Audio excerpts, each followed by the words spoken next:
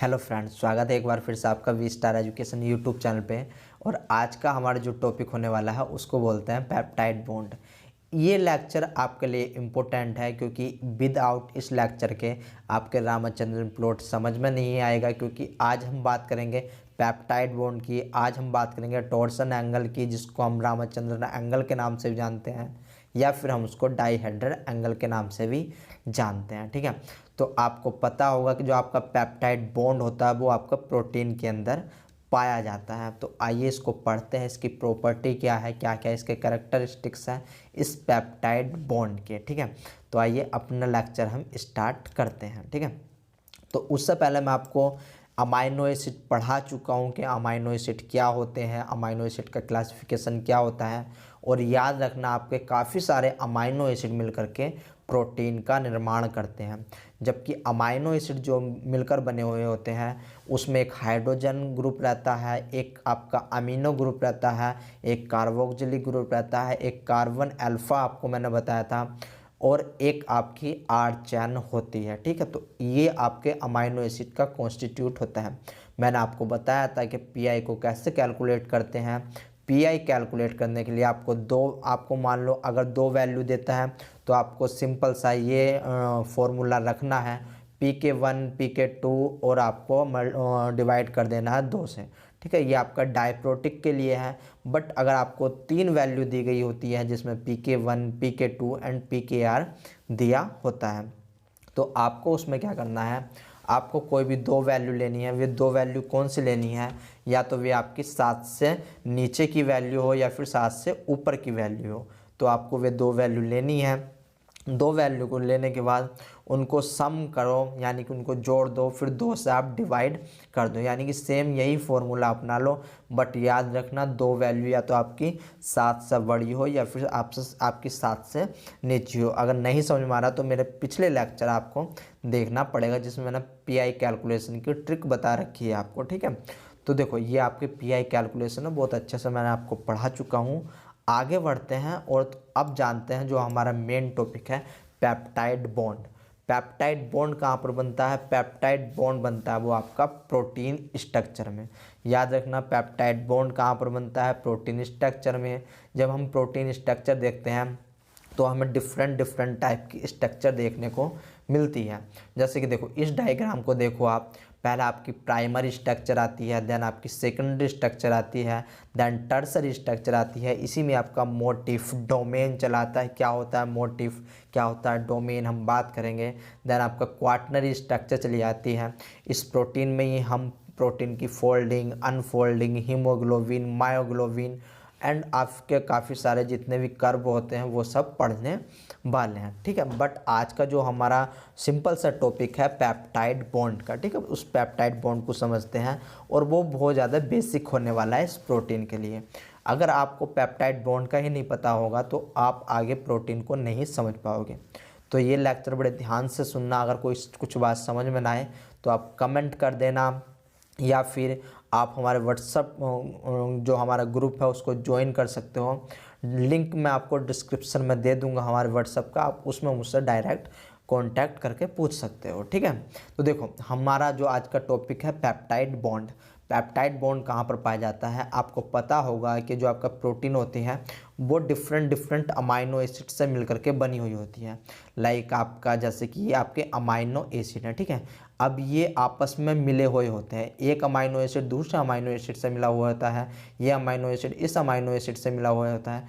तो इन दोनों के बीच में जो बॉन्ड बनता है, यानी कि 2 अमाइनो एसिड के बीच में जो बॉन्ड बनता है उसको आपका बोलते हैं पेप्टाइड बॉन्ड। ठीक है ना, तो हमें यही देखना है कि हमारा पेप्टाइड बॉन्ड कैसे बनता है, क्या उसके कैरेक्टर होते हैं। ठीक है, अगर आप पेप्टाइड बॉन्ड समझ लोगे तो रामचंद्रन प्लॉट आप आराम से समझ सकते हो। तो आगे बढ़ते हैं और देख लेते हैं। देखो एक बात याद रखना, जो आपका पेप्टाइड बॉन्ड होता है वो प्राइमरी स्ट्रक्चर से ही, मतलब प्राइमरी स्ट्रक्चर को इस्टेब्लिश आपका पेप्टाइड बॉन्ड ही करता है। ठीक है, आगे बढ़ते हैं और देख लेते हैं कुछ और। तो देखो ये अब आपका आ गया है पेप्टाइड बॉन्ड। पेप्टाइड बॉन्ड को हम एमाइड बॉन्ड के नाम से भी जानते हैं। पेप्टाइड बॉन्ड को हम एमाइड बॉन्ड के नाम से भी जानते हैं, इस बात को आप याद रखना। तो अब ये बनता कैसा है वो देखो, देखो ये आपके कोई एक अमाइनो एसिड ये रहा, एक अमाइनो एसिड ये रहा, ये आपका ग्लाइसिन का स्ट्रक्चर है। कैसा बताया ग्लाइसिन का स्ट्रक्चर है, देखो इसकी जो R चैन ग्रुप है उसमें हाइड्रोजन है, इसकी भी जो R चैन ग्रुप है उसमें हाइड्रोजन है। अगर किसी की समझ डायग्राम नहीं आ रहा हो तो वो पिछला मेरा अमाइनो एसिड का लेक्चर ज़रूर देखें, ठीक है। तो देखो आपका ये NH2C एक बॉन्ड जो आपका एक हाइड्रोजन ग्रुप है ऊपर है, ये आपका COOH है, ठीक है, ये आपका COOH है। अब ये दोबारा इधर से दूसरा अमाइनो एसिड लिया, एक आपका NH2, ये आपका इधर NH2C एक हाइड्रोजन ऊपर, ये आपका COOH है, ठीक है। यानी कि दो आपके अमाइनो एसिड ले लिए।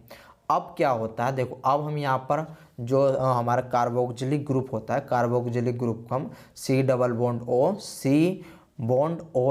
इस प्रकार से लिख सकते हैं, ठीक है ना, इस प्रकार से लिख रहे हैं। अब यहाँ पर क्या होगा, NH2 को हम N+H इस प्रकार से लिख सकते हैं। तो यहाँ पर क्या होता है, यहाँ पर होता है आपका बॉन्ड का फॉर्मेशन। यहाँ पर हाइड्रोजन बॉन्ड लगता है। आपको अगर हाइड्रोजन बॉन्ड नहीं पता है कि हाइड्रोजन बॉन्ड कैसे बनता है तो आप पहले तो केमिकल बॉन्डिंग पढ़ सकते हो, वहाँ पर मैंने आपको बता रखा है डिटेल में कि आपका हाइड्रोजन बॉन्ड कब लगता है। तो हाइड्रोजन बॉन्ड जो बनेगा, इस हाइड्रोजन और इस ऑक्सीजन के बीच में आपका हाइड्रोजन बॉन्ड बनेगा, ठीक है। यहाँ पर हाइड्रोजन बॉन्ड बनेगा और यहाँ से जो है इसको हाइड्रोक्सिल ग्रुप के नाम से भी जानते हैं, OH को हम हाइड्रोक्सिल ग्रुप के नाम से भी जानते हैं, इस बात को याद रखना। यहाँ का H और यहाँ का OH मिल करके ये आपस में H2O बना लेंगे, ठीक है। ये आपस में मिलेंगे और एक H2O यानी कि एक वाटर का मॉलिक्यूल बना लेंगे। वाटर का मॉलिक्यूल बनाने के बाद ये आपस में निकल जाएंगे। ये निकलने के बाद फिर आपका जो बॉन्ड बनेगा वो बॉन्ड बनेगा C+O और एक N के ऊपर H आ जाएगा। अब इन दोनों को डायरेक्ट जोड़ दिया जाएगा, यानी कि समझो किस प्रकार से कि देखो अब ये तो आपका क्या हो गया, ये आपका बाहर निकल जाएगा, ठीक है। इसको इस प्रोसेस को जब किसी रिएक्शन में हमारा वाटर बाहर निकलता है तो उस प्रोसेस को हम कंडेंसेशन रिएक्शन के नाम से भी जानते हैं। याद रखना, जिस रिएक्शन में वाटर बाहर निकलता है उसको हम कंडेंसेशन रिएक्शन के नाम से भी जानते हैं। CSIR में ये इस स्टेटमेंट से रिलेटेड आपका पूछा जा चुका है कि कंडेंसेशन में बताइए H2 बाहर निकलता है या फिर H2 अंदर जाता है। तो कंडेंसेशन में आपका जो H2O होता है वो बाहर निकलता है, ठीक है। अब ये हमारा बाहर निकल गया। अब हमारा बचा C+N, यानी कि इसके ऊपर देखो अब ये क्या होगा, ये जो है हमारा ये पूरा इतना भाग अगर हम यहाँ पर इस COH को बाहर निकाल दे तो अब ये बॉन्ड हमारा जो बनता है C+N, ये जो बॉन्ड बना है इस बॉन्ड को हम पेप्टाइड बॉन्ड के नाम से जानते हैं, ठीक है ना। तो अब आपको याद रखना, जो आपका पेप्टाइड बॉन्ड होता है इसको हम इस प्रकार से भी लिख सकते हैं, इसको लिख सकते हैं CON, ठीक है, CONH, यानी कि पेप्टाइड बॉन्ड को हम CONH के नाम से भी जानते हैं, या फिर हम इसको CONH लिख सकते हैं। देखो C+O, अब यहाँ पर एक बॉन्ड है और ये आपका N है और H है, बट यहाँ पर एक प्रॉब्लम आ जाती है कि आपको पता होगा कार्बन की वैलेंसी 4 होती है, यानी कार्बन को अपनी लोएस्ट एनर्जी में जाने के लिए 4 बॉन्ड की ज़रूरत होती है। बट यहाँ पर बॉन्ड बन रहे हैं आपके 1 2 3 4 बॉन्ड बन रहे हैं। बट क्या हो रहा है, यहाँ पर एक प्रॉब्लम हो रही है कि इस N को, यानी कि यहाँ पर इस C और इस N ये दोनों आपस में बॉन्ड शेयर कर रहे हैं, ठीक है ना। ये दोनों अगर ये बॉन्ड यहाँ से कट हो जाए तो इसके पास 3 ही बॉन्ड बचेंगे, जबकि अगर N के पास से ये बॉन्ड आपका गायब कर दें तो N के पास एक ही बॉन्ड बचेगा। इसलिए ये जो बॉन्ड बन रहा है, ये वाला आपका, ये जो आपका बॉन्ड बना है, इस बॉन्ड में आपकी शेयरिंग हो रही है, ठीक है। इस C और N के बीच में बॉन्ड की शेयरिंग हो रही है, इसलिए इसको कोवेलेंट बॉन्ड के नाम से भी जाना जाता है। मैंने आपको बताया था कि कोवेलेंट बॉन्ड में क्या होता है, शेयरिंग ऑफ इलेक्ट्रॉन, जबकि आपका आयनिक बॉन्ड में क्या होता है, ट्रांसफ़र ऑफ इलेक्ट्रॉन, ठीक है। आई होप आपको याद हो। तो हम कह सकते हैं कि आपका जो पेप्टाइड बॉन्ड होता है वो एक प्रकार से कोवेलेंट बॉन्ड के नाम से भी जाना जाता है, और यानी कि आपका पेप्टाइड बॉन्ड कोवेलेंट बॉन्ड्स के नाम से जाना जाता है।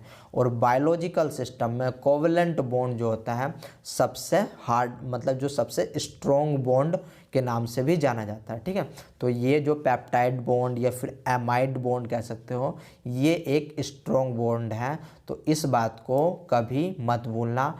और ये जो आपका CONH के नाम से भी जाना जाता है, तो इस पेप्टाइड बॉन्ड को याद रखना, CONH के नाम से जाना जाता है, क्योंकि क्वेश्चन जो होते हैं इस CONH दे देगा आपको, और तभी आपसे क्वेश्चन पूछे जाते हैं CSIR में। ठीक है, आई होप गाइज आपकी समझ में इतना आया होगा। अगर इतना आया है तो अब आगे बढ़ते हैं। लिखने की ज़रूरत नहीं है, इसकी PDF हमारे टेलीग्राम चैनल से आप अपलोड कर सकते हो। ठीक है ना, मतलब वहाँ से डाउनलोड कर सकते हो। टेलीग्राम का लिंक मैं अपने डिस्क्रिप्शन में दे दूंगा। एक्चुअली मैं जितना भी पढ़ाता हूँ उस सब का लिंक मैं आपको जितनी भी PDF से पढ़ाता हूँ सबको मैं टेलीग्राम पर अपलोड कर देता हूँ। ठीक है, वहाँ से आप डाउनलोड कर सकते हैं। नेक्स्ट बढ़ते हैं। अगर वहाँ पर आपकी समझ में नहीं आया तो यहाँ पर देखो थोड़ा, है ना, यहाँ पर आपकी समझ में आने वाला है कि जो आपका पेप्टाइड बॉन्ड होता है वो 2 अमाइनो एसिड के बीच में बनता है। 2 अमाइनो एसिड के बीच में कब बनता है? जब आपका कार्बोक्जिलिक ग्रुप जो होता है, जब आपका ये आपका कार्बोक्जिलिक ग्रुप कहलाता है, C डबल बॉन्ड H आपका कार्बोक्जिलिक ग्रुप कहलाता है, जबकि NH2 ग्रुप आपका अमीनो ग्रुप के नाम से जाना जाता है। ठीक है, इतनी बात पता लगी। अब इनमें क्या होगा कि इसका OH यानी कार्बोक्जिलिक का हाइड्रोक्सी, ये OH जो होता है इसको बोलते हैं हाइड्रोक्सिल ग्रुप, कार्बोक्जिलिक का हाइड्रोक्सिल ग्रुप, जबकि नाइट्रोजन का हाइड्रोजन ग्रुप आपस में मिलकर के एक H2O बाहर निकाल देंगे, और इस रिएक्शन को आपका बोला जाता है कंडेंसेशन रिएक्शन। इस रिएक्शन को आपका बोला जाता है कंडेंसेशन रिएक्शन। मैं दो बार क्यों रिपीट कर रहा हूँ, क्योंकि आप यहीं पर ही इस लेक्चर को देखते देखते अपना लेक्चर याद कर लें और बाद में केवल आपको रिकॉल की ही ज़रूरत पड़े। ठीक है, इसलिए मैं आपको 2 बार 3 बार जितना बार मतलब आपकी समझ में आएगा मैं उतनी बार इसको समझाने की कोशिश करूँगा। ठीक है, तो यहाँ से जैसे ही आपका एक H2O निकल जाता है तो जो आपका बॉन्ड है वो बॉन्ड आपका बन जाता है CONH, यानी कि इस बॉन्ड को हम क्या बोलेंगे, CON, मेरे साथ साथ दोहराओ आपके भी याद हो जाएगा, CONH, यानी कि जो हमारा पेप्टाइड बॉन्ड होता है उसको CONH बॉन्ड के नाम से भी जानते हैं। ठीक है, देखो अब एक और कंडीशन आती है सिस की कंडीशन और ट्रांस की कंडीशन, वो हम आगे देखने वाले हैं, बट कोई नहीं, अभी आप केवल इतना याद रख सकते हो। ठीक है, तो अब यहाँ पर देखो हमारे क्या हुआ कि 2 अमाइनो एसिड थे, 2 अमाइनो एसिड ने मिलकर के एक H2O बाहर निकाला। ठीक है, 2 अमाइनो एसिड एक H2O बाहर निकला, तो यहाँ पर क्या हुआ, देखो हमारा जो है एक H2O बाहर निकला, यानी कि एक बॉन्ड बना, यानी कि जितने हमारे वाटर मॉलिक्यूल बाहर निकलेंगे उतने ही हमारे बॉन्ड बनने वाले हैं। यानी कि अगर यहाँ पर मैं मान लो एक और अमाइनो एसिड को रख देता है ना, यहाँ पर मैं NH2 कर देता, इसको NH2। ठीक है, एक H इधर एक H इधर। ठीक है, लिखने में थोड़ी प्रॉब्लम हो रही है, यानी कि एक H यहाँ से निकल जाता है आपका, और ये क्या होता है, ये एक H यहाँ से मतलब एक H2O यहाँ से निकल जाता है वाटर मॉलिक्यूल, यानी कि अब यहाँ पर 2 वाटर मॉलिक्यूल निकल रहे थे और आपके 2 ही बॉन्ड बन रहे थे। स्टेटमेंट को ध्यान से सुनो कि आपके जितने वाटर मॉलिक्यूल निकलेंगे, आपके जितने वाटर मॉलिक्यूल निकलेंगे उतने ही आपके बॉन्ड बनने वाले हैं। उस बॉन्ड को हम बोलते हैं पेप्टाइड बॉन्ड। बट एक बात याद रखना, जब कभी भी आपकी पेप्टाइड चैन बनती है, यानी कि ये वाला अमाइनो एसिड, ये वाला अमाइनो एसिड प्लस इसके ऐसे ही अगर हम आगे बढ़ाए जाएं तो उसको बोलते हैं हम पेप्टाइड चैन। और इसमें जो आपका एक अमाइनो एसिड होता है उसको बोलते हैं पेप्टाइड रेसिड्यू। जो आपका एक अमाइनो एसिड होता है उसको बोलते हैं पेप्टाइड रेसिड्यू। अभी आगे बात करेंगे मैं क्या रेसिड्यू बोल रहा हूँ और क्या आपको समझाना चाहता हूँ। आई होप गाइज आपकी समझ में इतना आया होगा। अगर इतना आया है तो आगे बढ़ते हैं। देखो मैंने फिर वही रखा है कि आपका एक NH, ये आपका फंक्शनल है, ठीक है। यहाँ पर आप कंफ्यूज मत होना कि NH3 रखा है या फिर NH2 रखा है, ये केवल आपको समझाने के लिए, ठीक है। तो आप इस पर ज़्यादा ध्यान मत देना। तो देखो इसको समझो, यहाँ पर समझो कि आपका देखो COO, यहाँ पर जो ये आपको निगेटिव का साइन चमक रहा है, इसको इन्होंने hydrogen as a hydrogen remark करके रखा हुआ है, ठीक है। तो यहाँ से एक H या ये हाइड्रोक्सिल ग्रुप बन जाएगा आपका, ये हाइड्रोक्सिल यानी OH ग्रुप, एक H ग्रुप बाहर निकल जाएगा। बाहर निकलने के बाद जो आपका बॉन्ड बनेगा CONH2, ये बॉन्ड बनने वाला है। याद रखना जो आपका लेफ्ट साइड में होता है उसको N टर्मिनस बोलते हैं, और जो आपका साइड में होता है उसको C टर्मिनस बोलते हैं। यानी कि मैंने आपको बताया था कि जो आपके अमाइनो एसिड होते हैं उनकी दो फॉर्म हो सकती हैं, एक हो सकती है आपकी D फॉर्म, एक हो सकती है आपकी L फॉर्म। यानी कि अगर आपका अमाइनो एसिड लेफ्ट साइड में पाया जा रहा है तो उसको बोलेंगे आपका L amino acid. Amino acid group जो आपका लेफ्ट साइड में पाया जा रहा है तो उसको बोलेंगे L amino acid group. But अगर हम इसे यहीं पर चेंज कर देते हैं, चेंज करने का मतलब अगर हम अब यहाँ पर आपका NH2 ग्रुप रख देते हैं, यानी कि NH2 ग्रुप हम आपका लाइड में रख देते हैं, तो अब ये कहलाता है हमारा D फॉर्म, ठीक है। ये आपका कहलाता है D अमाइनो एसिड। इसलिए जो है हमारा D अमाइनो एसिड कभी भी प्रोटीन का सिंथेसिस नहीं कर पाता, क्योंकि वहाँ पर हमारा पेप्टाइड बॉन्ड बन ही नहीं पाएगा। आपका जो पेप्टाइड बॉन्ड होता है वो केवल L फॉर्म में ही बनता है। तो अब आप याद रखना कि आपके L अमाइनो एसिड ही प्रोटीन का निर्माण करते हैं, ठीक है। इतना समझ में आया। तो अब और आगे बढ़ते हैं और अब चलते हैं अपने मेन कोर टॉपिक पे, जिसको बोलते हैं पेप्टाइड्स। आपको पता होगा कि पेप्टाइड्स क्या होंगे, नहीं पता तो कोई बात नहीं। देखो पेप्टाइड्स आपका क्या होता है कि मान लो ये आपका कोई भी 2 अमाइनो एसिड है, 2 अमाइनो एसिड हो, 3 हो, 4 हो, 50 हो, 100 हो, ठीक है। ये आपके अमाइनो एसिड मिलकर ही तो आपको पेप्टाइड बॉन्ड बना रहे हैं। बट याद रखना जब ये पेप्टाइड चैन बनाते हैं तो यहाँ पर एक अमाइनो एसिड को बोल दिया जाता है पेप्टाइड। तब इसको हम अमीनो नहीं बोलते, तब हम इसको बोलेंगे पेप्टाइड, ठीक है ना। इतना समझो, इतना समझे। तो अब देखो थोड़ा आगे बढ़ो और क्या कहने की कोशिश कर रहा हूँ वो आप देखो कि peptides are short polymer of amino acid, यानी कि अमाइनो एसिड का जो मोनोमर्स होते हैं उनको ही आपका पेप्टाइड्स बोला जाता है। पेप्टाइड बॉन्ड अलग होता है और पेप्टाइड अलग होता है। पेप्टाइड बॉन्ड यानी कि 2 अमाइनो एसिड को लिंक करने वाला आपस में, जबकि पेप्टाइड लिंक होते हैं, ये पेप्टाइड खुद आपस में मिलते हैं। पेप्टाइड बॉन्ड यानी कि जो जोड़ने वाला होता है, ठीक है। तो आप इस प्रकार से भी याद रख सकते हो। लाइक बाई पेप्टाइड बॉन्ड, यानी कि पेप्टाइड बॉन्ड क्या है कि आपका एक amino acid, but amino acid आपका पेप्टाइड, जो आपका पेप्टाइड चैन है जो प्रोटीन है उसमें होना चाहिए, तब हम उसको क्या बोलेंगे पेप्टाइड, ठीक है। और काफ़ी सारे पेप्टाइड मिलकर के आपका पेप्टाइड्स बना देते हैं। आपको पता होगा S बहुवचन के पीछे लगता है, जो मल्टीपल्स होते हैं उनके पीछे आपका S लगता है, ठीक है। ये थोड़ी इंग्लिश वाली बात थी। तो every peptide has a N terminus and C terminus residue on the end of the peptide. मैंने अभी आपको बताया था पिछले अपने इस वाले उसमें कि देखो एक N टर्मिनस होगा, एक C टर्मिनस। इसमें हो सकता है आपके मिडिल में 100 अमाइनो एसिड हो। अब हम अमाइनो एसिड ना बोल करके अब हम बोलेंगे पेप्टाइड। 100 पेप्टाइड्स हो सकते हैं, 200 पेप्टाइड्स हो सकते हैं, 500 पेप्टाइड्स हो सकते हैं। बट याद रखना हमेशा जो आपकी लेफ़्ट वाली जो फॉर्म रहेगी उसको बोलेंगे आपका एन टर्मिनस, जबकि जो आपका राइट साइड वाला एंड होगा उसको बोलेंगे आपका C terminus. I hope guys आपको इतना समझ में आया होगा। अगर समझ में आया है तो देखो अब आगे बढ़ते हैं थोड़ा। अब देख लेते हैं टाइप्स ऑफ पेप्टाइड्स कितने प्रकार के होते हैं। डाइपेप्टाइड्स, डाइपेप्टाइड्स मतलब 2 पेप्टाइड होंगे, यानी कि 2 अमाइनो एसिड होंगे।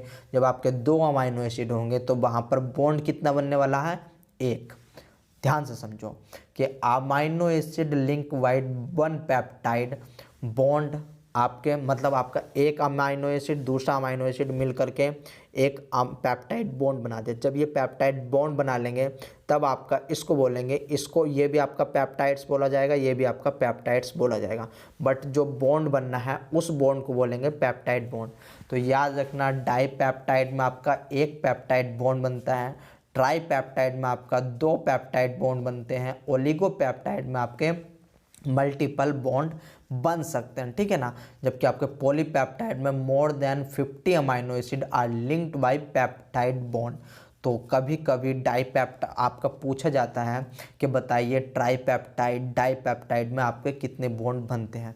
तो बच्चे नाम से कंफ्यूज हो जाते हैं कि डाईपेप्टाइड, डाई मतलब 2, तो वहाँ पर 2 बॉन्ड बनने होंगे, बट आपका जो जवाब है, जो आपका आंसर है, वो गलत हो जाता है। डाईपेप्टाइड में आपका 1 बॉन्ड बनता है, ट्राईपेप्टाइड में आपके 2 बॉन्ड बनते हैं, ठीक है। इतना समझें। अब थोड़ा और आगे चलो और थोड़ा और कॉन्सेप्ट देखने की कोशिश करो कि यहाँ पर क्या लिखा हो। देखो, अब आपको बताना है कि ये 2 आपके पेप्टाइड हैं, ये भी पेप्टाइड, ये भी पेप्टाइड, ये एक बॉन्ड से जुड़े हुए हैं, तो इसमें कितने बॉन्ड हो सकते हैं।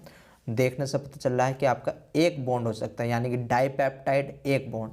यहाँ पर आपके 3 पेप्टाइड हैं, कितने बॉन्ड बनेंगे, 2 पेप्टाइड।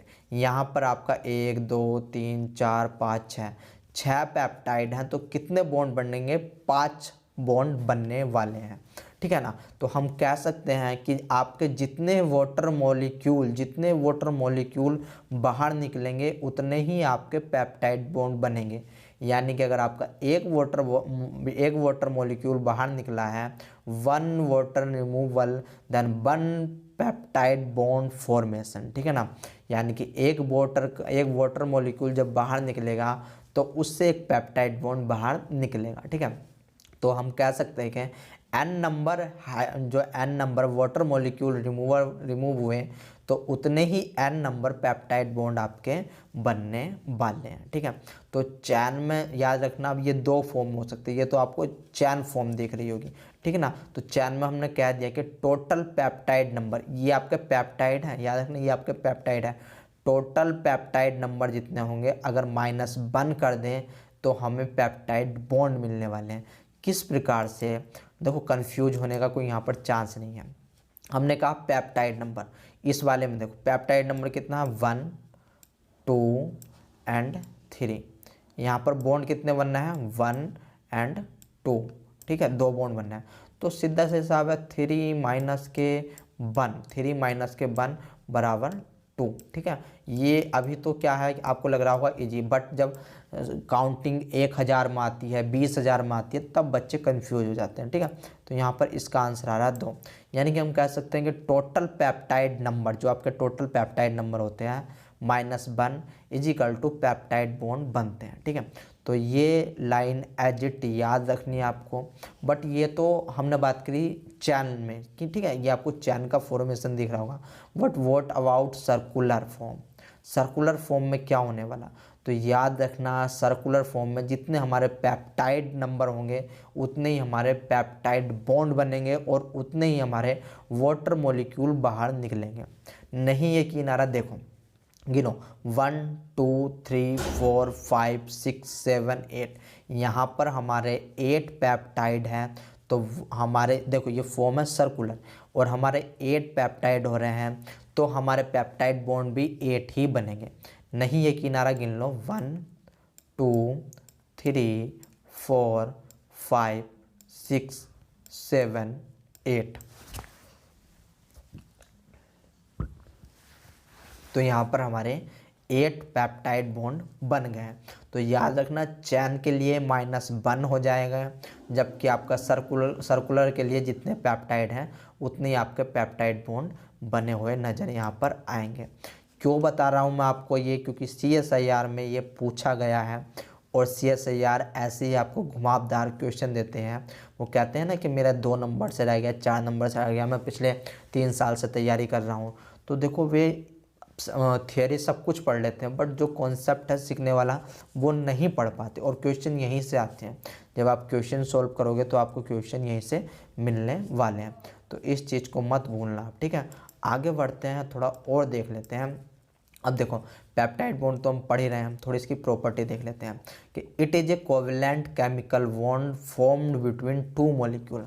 हमने बता दिया है आपको कि क्यों ये कोवलेंट के नाम से जाना जाता है, तो हमने आपको बता दिया है कि देखो इस C और इस N, आपका वाटर मॉलिक्यूल तो ये बाहर निकल जाएगा, तो आपका देखो बचेगा क्या, C और N। C और N आपका जब बचेगा तो यहाँ पर कहीं ना कहीं ये आपस में शेयरिंग करेंगे, और शेयरिंग किसका कैरेक्टर है, आपका कोवेलेंट बॉन्ड का। ठीक है, तो आई होप गाइज आपकी समझ में ये आया होगा।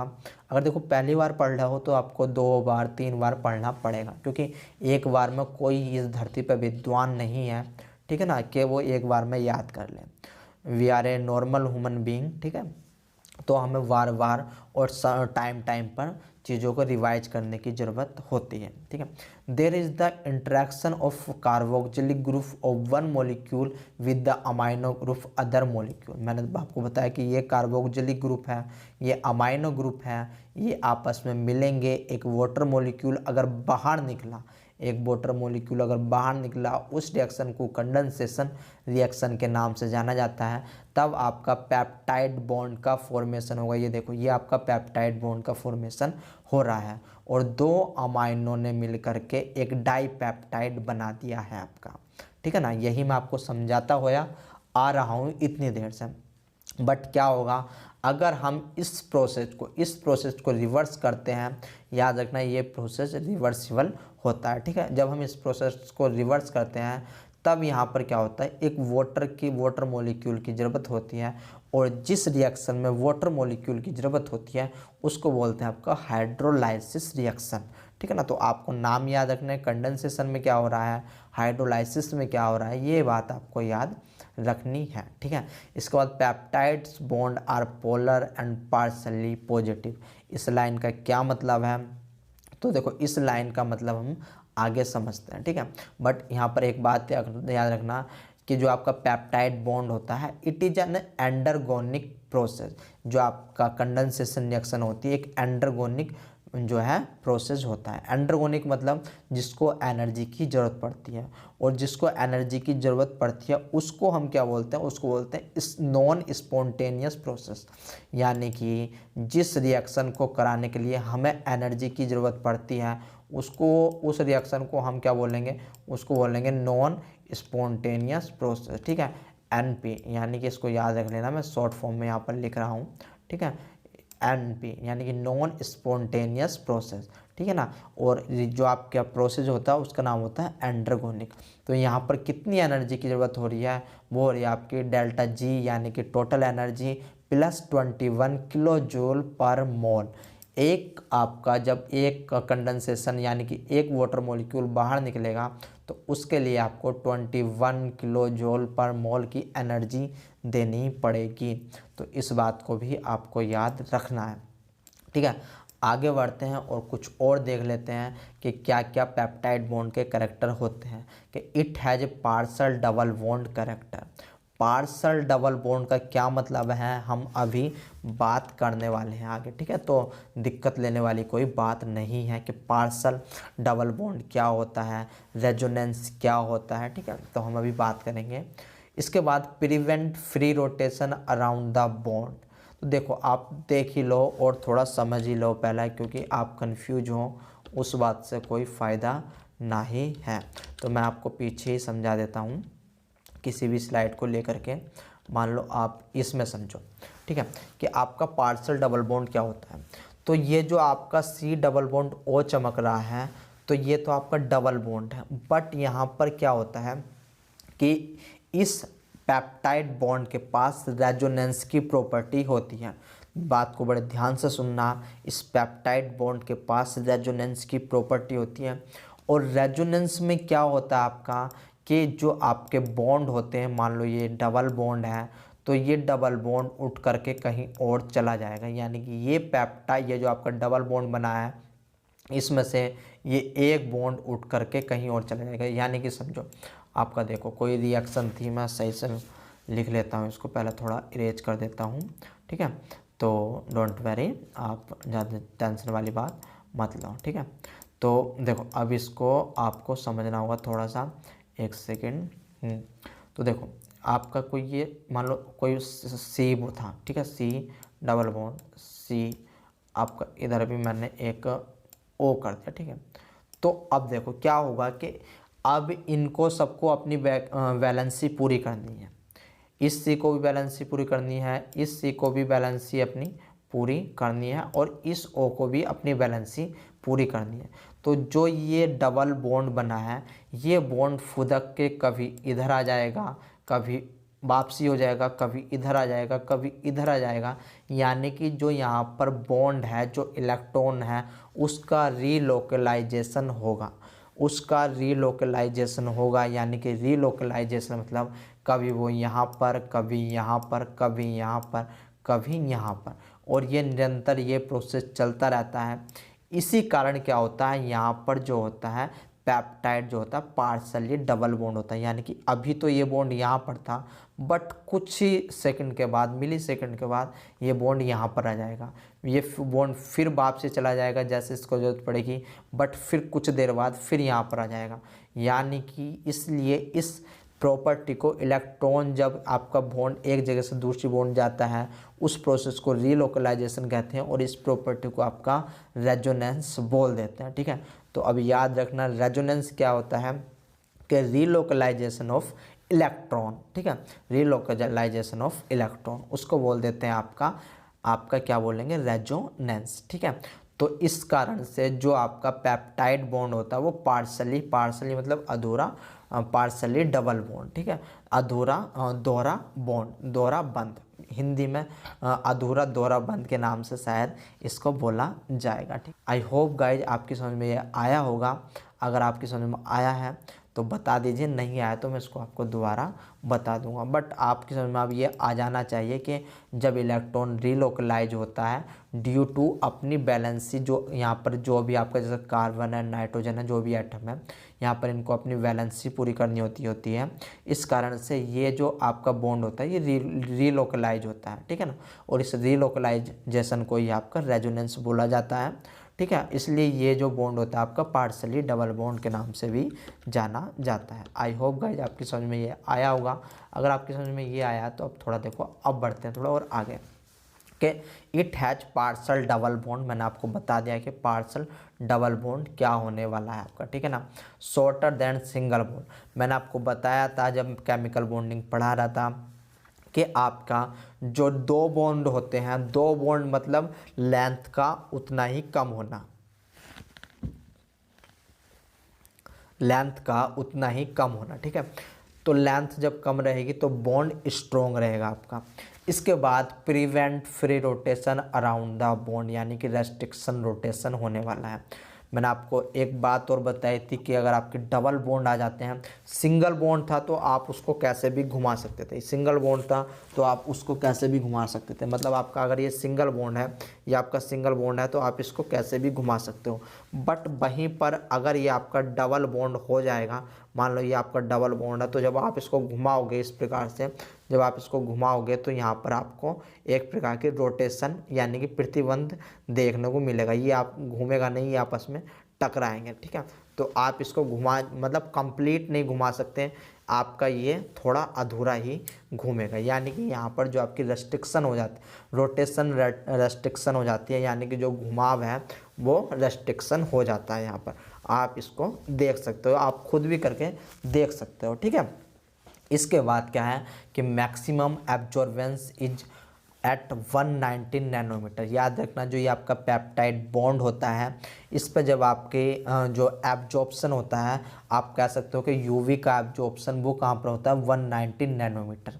ये सारे के सारे स्टेटमेंट आपसे पूछे गए हैं तो आपको ये याद रखने हैं। और याद रखना सी और एन, जो आपका ये सी और एन है पेप्टाइड बॉन्ड में, जो आपका ये सी और एन है इस पेप्टाइड बॉन्ड में, इसकी डिस्टेंस कितनी होती है, 1.32 एंगस्ट्रॉम।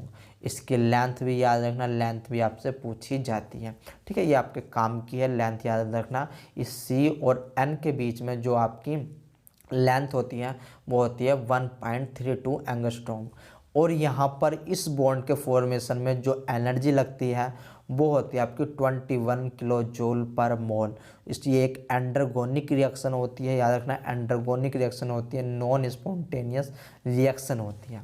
अब यहाँ पर मैं आपसे एक सवाल पूछता हूँ कि मुझे इस डायग्राम को देख करके बताओ कि इसमें कितने पेप्टाइड बॉन्ड बनना है।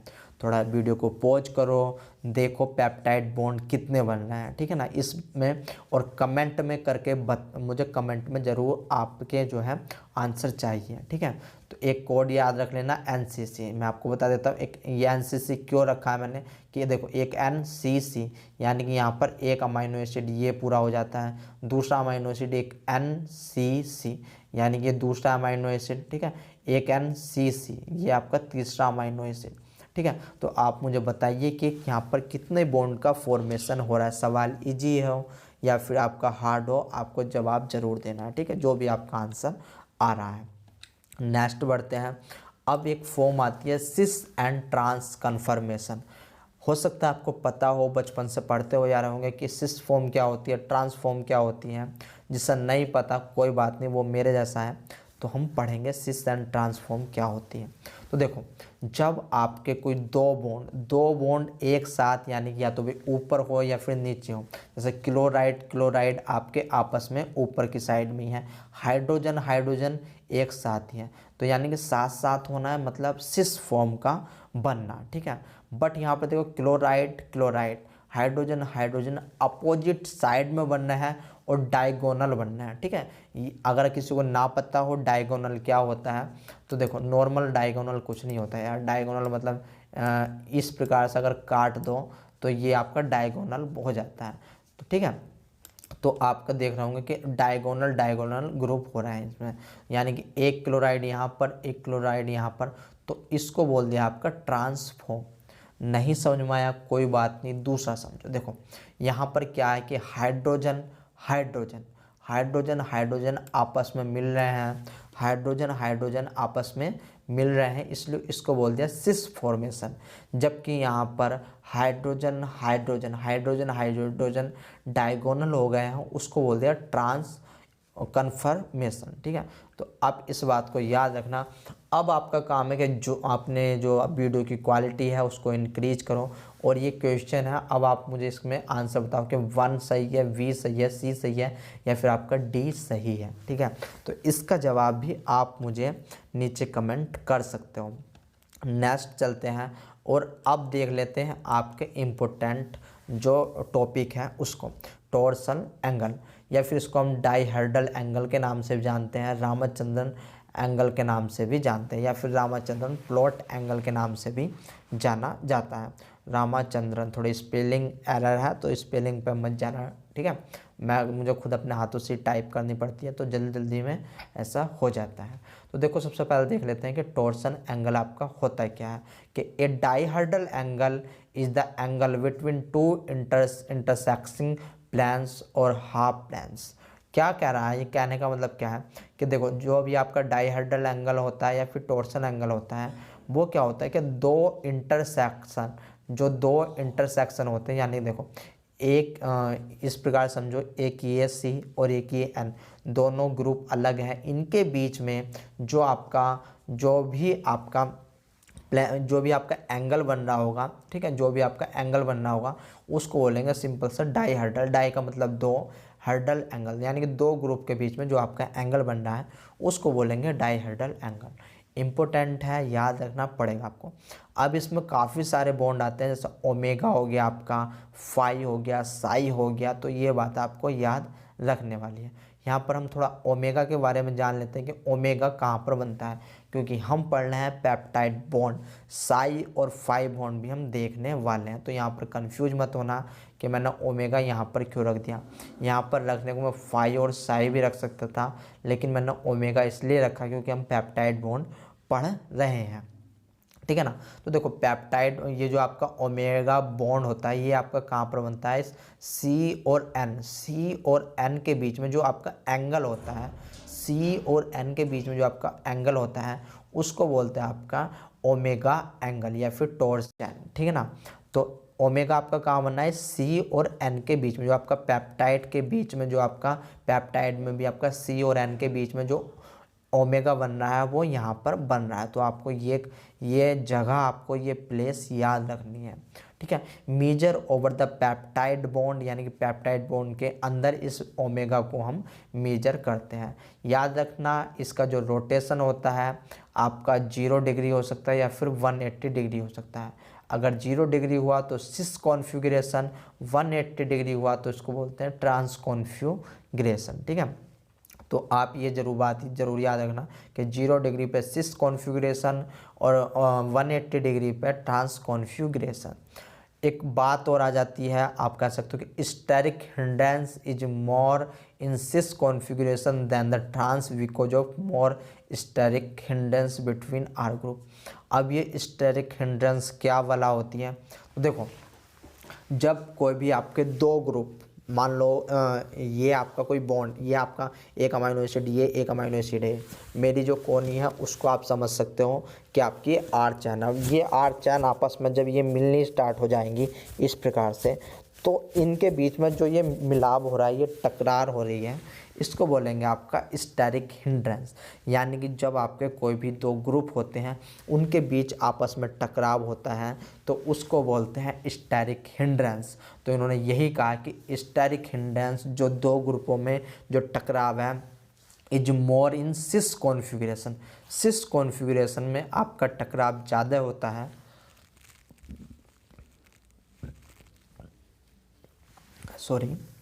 Then the trans because of more steric hindrance between R group.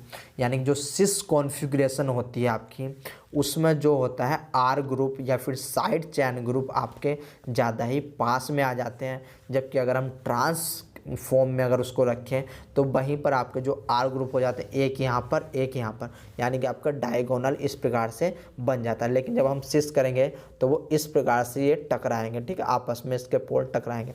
तो इसलिए हम इसको क्या करते हैं, हम इसको ट्रांसफॉर्म में इस प्रकार से रखते हैं, ठीक है।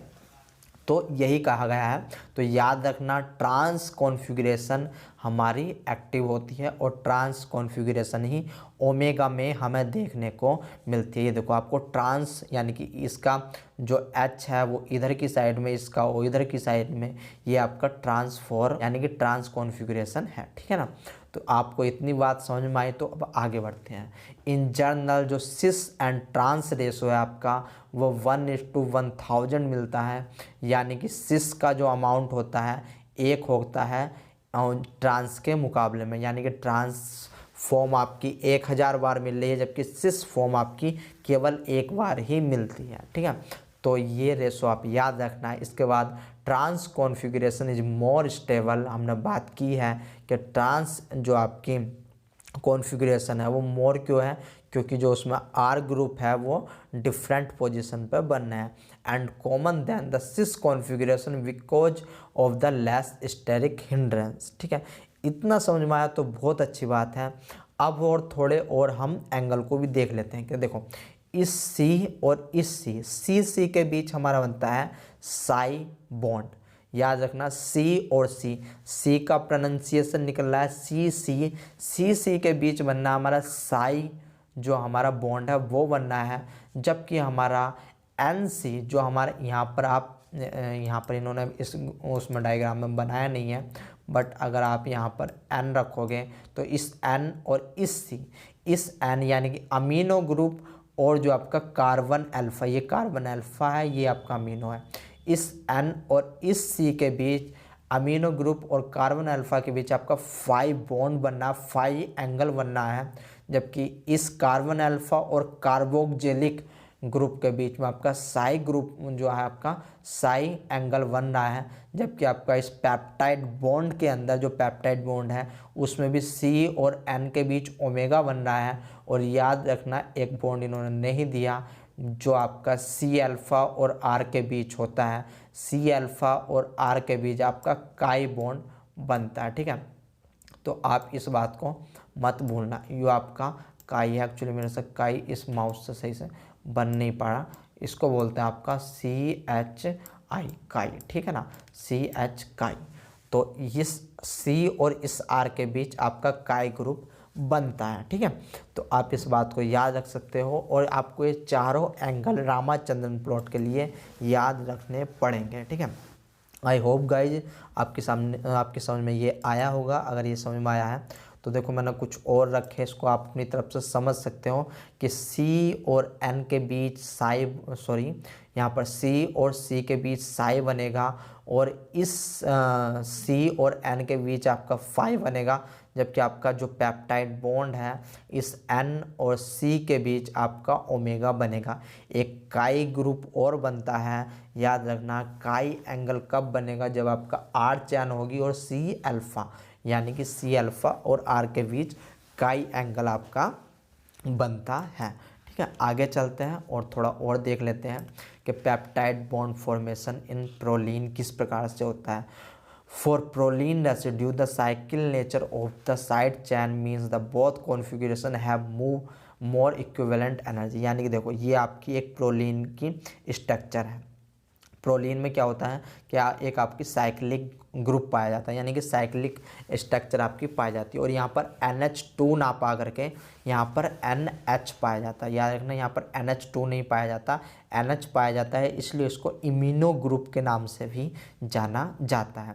तो अब यहाँ पर क्या होता है, इस पर साइक्लिक फॉर्म पाए जाने की वजह से इसका सिस और ट्रांस का जो रेशो आता है वो 1:4 आपका 4 आता है। ठीक है, 1:4 आता है। ठीक है, proline is found in cis configuration more frequently than the other amino acid. यानी कि जो आपका प्रोलीन होता है उसमें सिस कॉन्फ़िगरेशन आपको ज़्यादा देखने को मिलती है। In proline cis and trans is nearly equal. क्योंकि जो इनका रेशो होता है 1:4 होता है। कहाँ तो इनका रेशो 1:1000 आ रहा था, बट वहीं पर अब इनका रेशो 1:4 आ रहा है। तो आप देख सकते हो कि नियरली इक्वल आपका चल रहा है। ठीक है, तो यहीं पर दोस्तों आपकी समझ में पेप्टाइड बॉन्ड आया होगा। हमने जितना पेप्टाइड बॉन्ड के बारे में पढ़ा वो बहुत ज़्यादा पढ़ लिया है। ठीक है, इसके बाद हम अगले लेक्चर में मिलते हैं जिसमें मैं बात करने वाला हूँ, अभी आपको बोर्ड पर समझाने वाला हूँ कि पेप्टाइड बॉन्ड चार्ज कैलकुलेशन हम किस प्रकार से करते हैं। ठीक है, उसके बाद हम चलेंगे peptide classes and their example. उसके बाद फिर हम चलेंगे रामाचंद्रन प्लॉट पर। तो ये क्लास आपकी 4 से 5 क्लास रामाचंद्र, देखो ये सब मैं आपको क्यों पढ़ा रहा हूँ, ये सब मैं आपको पढ़ा रहा हूँ कि आपको रामाचंद्रन प्लॉट में A to Z basic to advance पता चले। ठीक है ना, तो इसलिए ज़रूरी है। मैंने आपको बताया था कि प्रोटीन स्ट्रक्चर में आपका प्राइमरी, जिसमें आपके अमाइनो एसिड 2 अमाइनो एसिड जुड़े हुए होते हैं पेप्टाइड बॉन्ड से, यानी कि हमारी ये स्ट्रक्चर पूरी हो चुकी है। सेकेंडरी स्ट्रक्चर में आपका रामाचंद्रन प्लॉट आते हैं। सेकेंडरी स्ट्रक्चर में आप अल्फा हेलिक्स, बीटा शीट, आपके टर्न लूप, ये सब पढ़ने को मिलेंगे आपको। ठीक है, टर्सरी स्ट्रक्चर आ जाता है जिसमें मोटिफ क्या होता है, डोमेन क्या होता है। इसके बाद क्वाटनरी स्ट्रक्चर आते हैं जिसके एग्जाम्पल आपके हीमोग्लोबिन होता है। ठीक है, हम बात करेंगे आगे किस प्रकार से। तो गाइज इसी लेक्चर को हम यहीं पर समाप्त करते हैं। मिलते हैं आपसे अपने दूसरे लेक्चर में जिसमें हम आपको पेप्टाइड चार्ज कैलकुलेशन के बारे में बताने वाला हूं मैं। ठीक है, तो दोस्तों अगर ये लेक्चर आपकी समझ में आया है, जो है वीडियो को लाइक कर सकते हो। अगर आपने अभी तक चैनल को सब्सक्राइब नहीं करा तो चैनल को सब्सक्राइब भी कर सकते हो। इसी के साथ दोस्तों टाटा एंड बाय बाय।